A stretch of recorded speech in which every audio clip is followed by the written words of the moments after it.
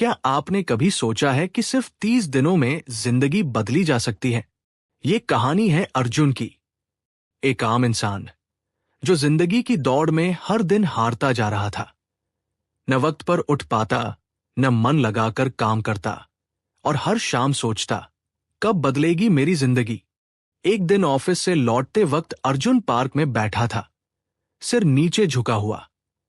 तभी उसकी मुलाकात हुई एक बुजुर्ग व्यक्ति से, मिश्रा सर, जो कभी उसके स्कूल टीचर रह चुके थे। सर ने पूछा, क्या हुआ अर्जुन? चेहरा इतना उदास क्यों है? अर्जुन ने लंबी सांस ली। सर, सब कुछ गड़बड़ है। मेहनत करता हूं, पर कुछ बदलता नहीं।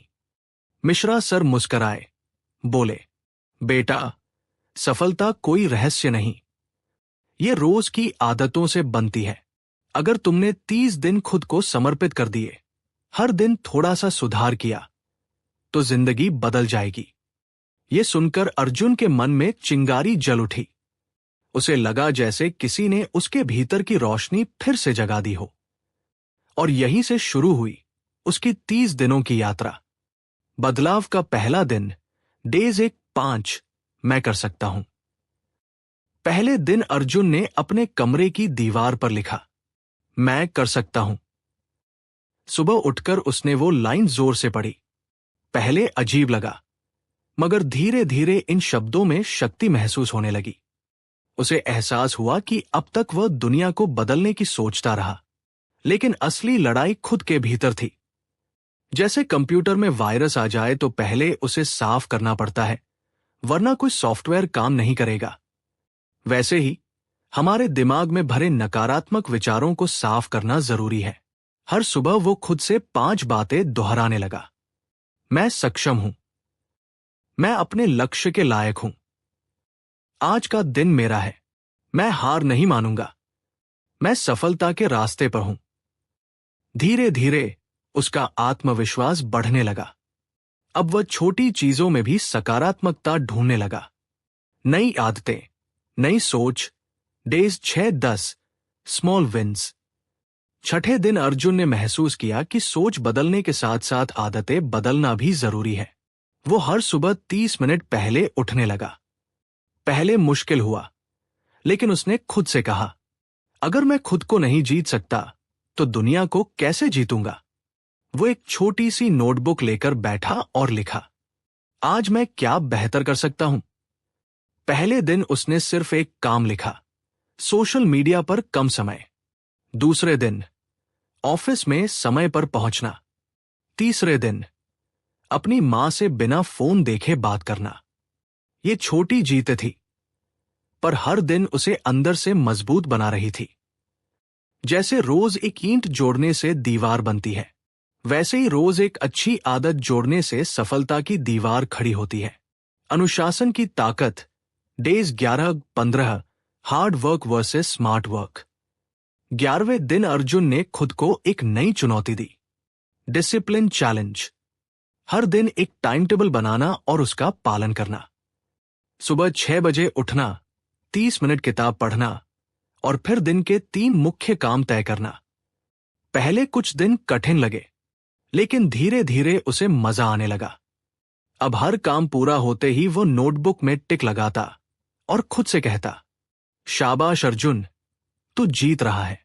एक दिन उसके ऑफिस में अचानक बड़ा प्रोजेक्ट मिला। सब घबरा गए, पर अर्जुन ने कामली कहा, चलो एक एक स्टेप में बांटते हैं। टीम ने उसका प्लान फॉलो किया और समय से पहले प्रोजेक्ट पूरा हो गया। बॉस ने पहली बार उसकी तारीफ की। मिश्रा सर ने कहा था, सफल लोग वही हैं जो दूसरों से ज्यादा काम नहीं करते। वे बस लगातार सही दिशा में काम करते हैं। जैसे नदी पत्थर को नहीं तोड़ती क्योंकि वो ताकतवर है, बल्कि इसलिए क्योंकि वो लगातार बहती रहती है। असफलता से दोस्ती, डे 16-20, लर्निंग फेज। 16वें दिन अर्जुन का सामना असफलता से हुआ। एक रिपोर्ट में गलती हो गई। क्लाइंट ने डांट दिया।